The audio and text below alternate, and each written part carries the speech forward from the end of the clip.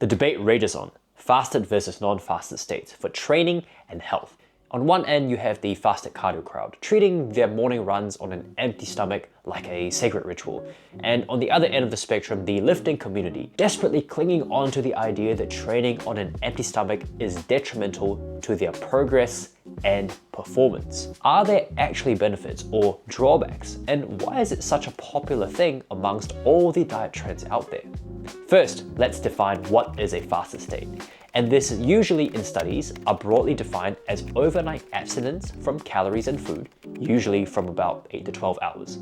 And a fasted workout would then fit into this fasted window state. Now, when this happens, your basal insulin levels are critically low. And because of that, the fat that gets stored in your body gets released as free fatty acids, FFAs, into your blood plasma in order to keep you alive and your brain to function.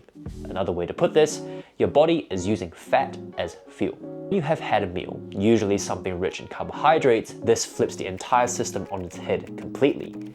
It sends your insulin levels spiking to drive glucose into your muscles. Now, insulin is also a potent anti-lipolytic hormone, aka it stops the breakdown of fat, so when the levels are low, fat breaks down more, vice versa. This might either sound good or bad, depending on who you follow on social media, of course, and which camp you fall into personally. But the big question remains, which is best for health and fitness outcomes like weight loss, muscle gain, and performance? Well, the data would suggest that when you are fasted, specifically during aerobic exercise, you would burn more fat. And the weighted difference is about 3 grams more fat oxidized during the workout compared to being in a fed state. There is also an enzyme in our body called PDK4, and it seems that during a fasted aerobic exercise session, it ramps up more. And its primary role, in brief, is to force the body to use fatty acids for fuel over glucose. This is possibly a great tool to drive adaptations to train the body to use fat as fuel. And by that notion, one's metabolic health can potentially be improved as being more fat adaptive tends to be correlated with better insulin sensitivity and better metabolic health outcomes. Despite sounding pretty good on paper, why don't these huge acute shifts lead to long-term better results?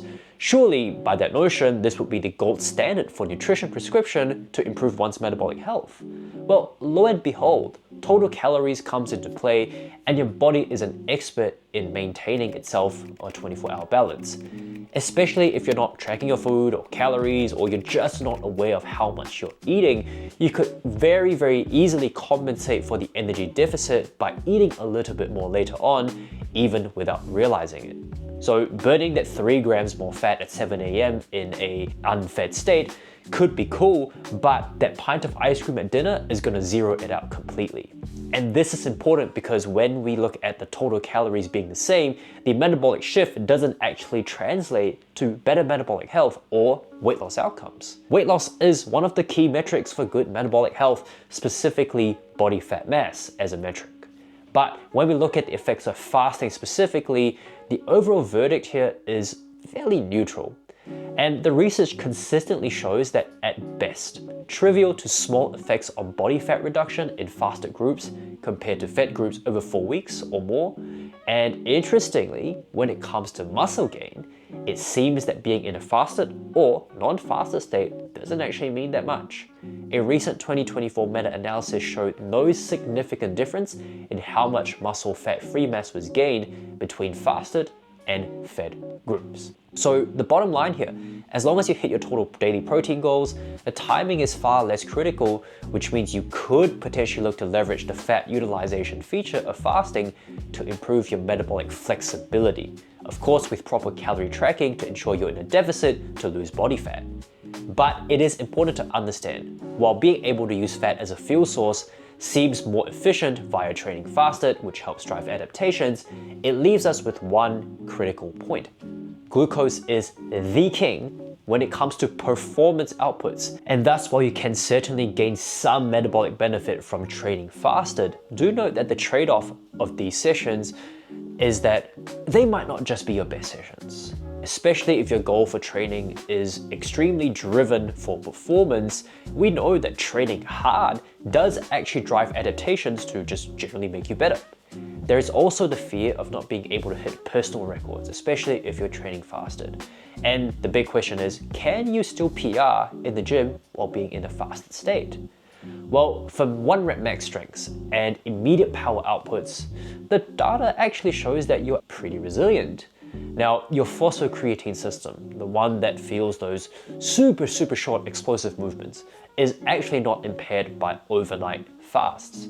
And this is also a reason why creatine supplementation is an amazing thing for power output, but that's for another time. For individuals or athletes that do ton of volume, bodybuilding, high rocks, marathons, ultra marathons, jiu-jitsu, wrestling, etc., where the intensity and the duration of the work is extremely long and hard, you would probably need a fuel, and being in a fed state is the gold standard for performance, and glycogen is crucial for staving off the central fatigue during some of these long grueling sessions. So to wrap this up, if you do like fasting, especially if it helps you keep yourself under a certain calories for weight loss, do it. In my personal anecdotal experience working with clients, it is usually the easiest way to conceptually tell someone to eat less, especially if you follow something like the 16-8 framework. Now, aside from fat loss, do consider your ultimate goal, whether it's trying to maximize metabolic flexibility for metabolic health or performance. For hypertrophy and strength, it's going to be fairly neutral for most people, but definitely non-fasted leaning for athletes who are doing tons and tons of volume, high repetition work, and just overall greater intensity.